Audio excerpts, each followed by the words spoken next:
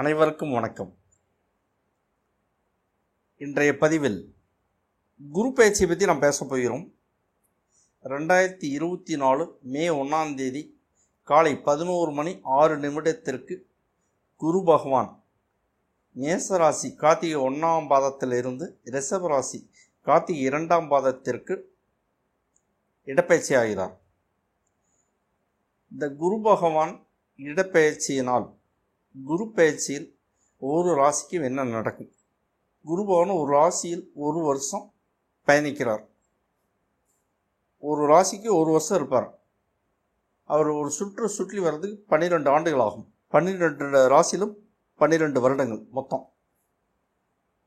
இப்போது ஒரு வருஷம் மேச ராசியில் இருந்தார். இப்போ அடுத்தது ரிஷப ராசிக்கு ஒரு வருஷம் ட்ராவல் பண்ண போகிறாரு. மே 1 காலை 11:06 குரு பகவான் இடம்பெயர்கிறார். இதில் 12 ராசிக்கும் என்னென்ன நடக்கும் அதை பற்றி தான் நம்ம பார்த்துருக்கோம். என்னுடைய ஜோதிட அடிப்படை வகுப்புகள் நடந்து கொண்டிருக்கிறது. ஜோதிடம் கற்றுக்கொள்ள விரும்புபவர்கள் என்னுடைய ஜோதிட வகுப்பில் இணைந்து கற்று பயனடையலாம். லிங்க் டிஸ்கிரிப்ஷனில் இருக்குது.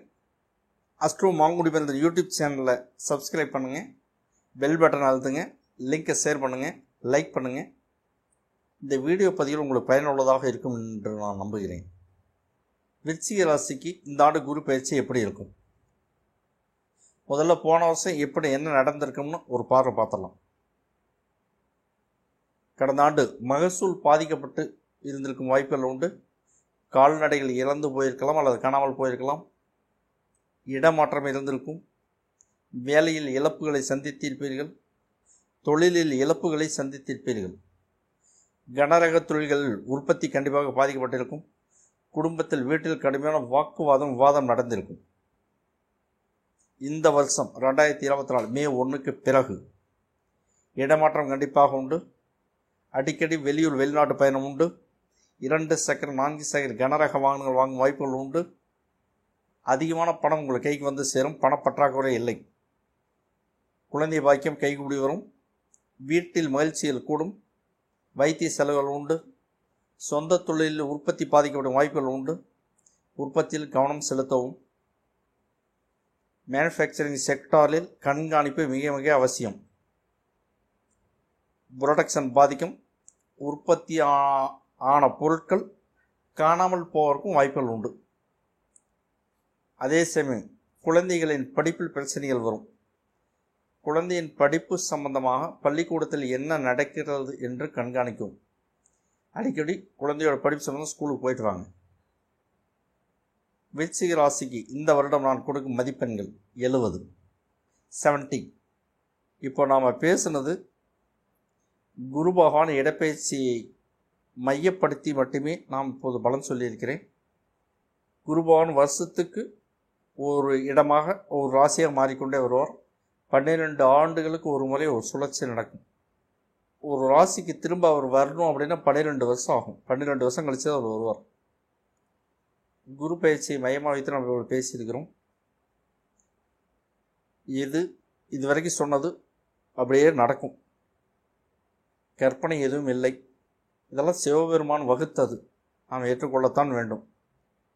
இதையும் தாண்டி சூரியன், சந்திரன், செவ்வாய், புதன், சுக்கிரன், சனி, ராகு, கேது இந்த கிரகங்கள் இருக்கும் இடம், அவர்களின் பார்வை, அதையும் தாண்டி நாம் பிறந்த ஜாதகத்தில் நடக்கக்கூடிய தசா புத்தி அந்தரம், அவைகளின் நிகழ்வுகள், இது எல்லாம் சேர்ந்து நம்மளுடைய வாழ்க்கையில் தாக்கத்தை ஏற்படுத்தும். கண்டிப்பாக குரு பகவான் குரு பயிற்சி வச்சு சொன்னது சில சதவீதங்கள் என்றாலும் மிச்சம் நான் நிறைய விஷயங்கள் மிச்ச கிரகங்களை பேஸ் பண்ணியும் தசாபதியை பேஸ் பண்ணி இந்த வாழ்க்கையில் நடக்கும். உலகத்தில் 800 கோடி பேர் இருக்கிறாங்க அப்படின்னா 800 கோடி விதமாக ஜாதகம் இருக்கும். 800 கோடி விதமாகத்தான் பலன்கள் நடக்கும். ஒரே மாதிரி எல்லாத்துக்கும் நடக்காது. மாறி தான் வரும். இதை நாம் ஏற்று தான் ஆகணும். இது சிவபெருமான் வகுத்த நியதி. சிவபெருமான் நமக்கு கொடுத்த அனுபவிக்கிறது கொடுத்த கட்டளை உத்தரவு. அதை நாம் தாண்டி சிவபெருமானை மீறி தாண்டி நாம் போக முடியாது.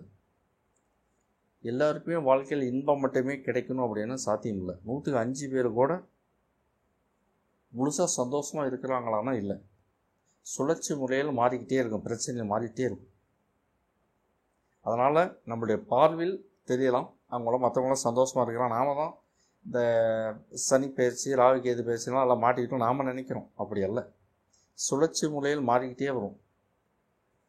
தசாபுத்தி எதிராக வேலை செய்தால், நான் சில தீமையான சில விஷயங்கள்லாம் சொல்லியிருக்கேன், அந்த விஷயங்களை தாண்டி இன்னும் கூடுதலாக 100 மடங்கு கூடுதலாக பிரச்சனை வரும்.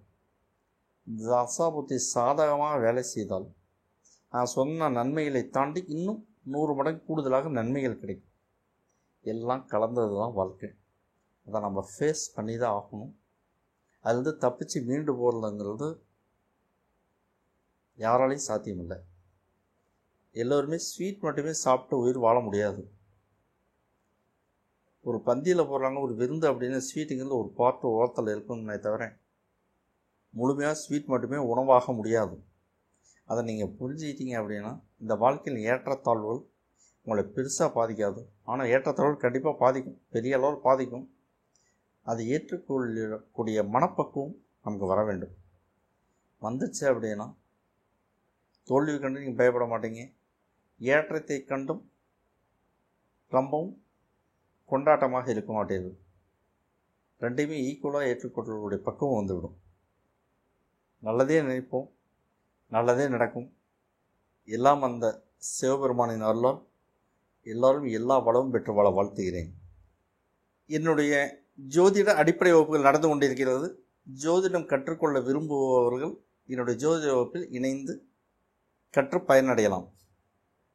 லிங்க் டிஸ்கிரிப்ஷனில் இருக்குது. அஸ்ட்ரோ மாங்குடி யூடியூப் சேனலை சப்ஸ்கிரைப் பண்ணுங்கள், பெல் பட்டன் அழுத்துங்க, லிங்கை ஷேர் பண்ணுங்கள், லைக் பண்ணுங்கள். இந்த வீடியோ பதிவில் உங்களுக்கு பயனுள்ளதாக இருக்கும் என்று நான் நம்புகிறேன். இந்த ஆண்டு குரு பயிற்சி உங்கள் அனைவருக்கும் சிறப்பாக அமைய வாழ்த்தி சிவபெருமானை வேண்டி மீண்டும் அடுத்த பதிவில் நாம் சந்திக்கப் போகிறோம். அனைவருக்கும் நன்றி, வணக்கம்.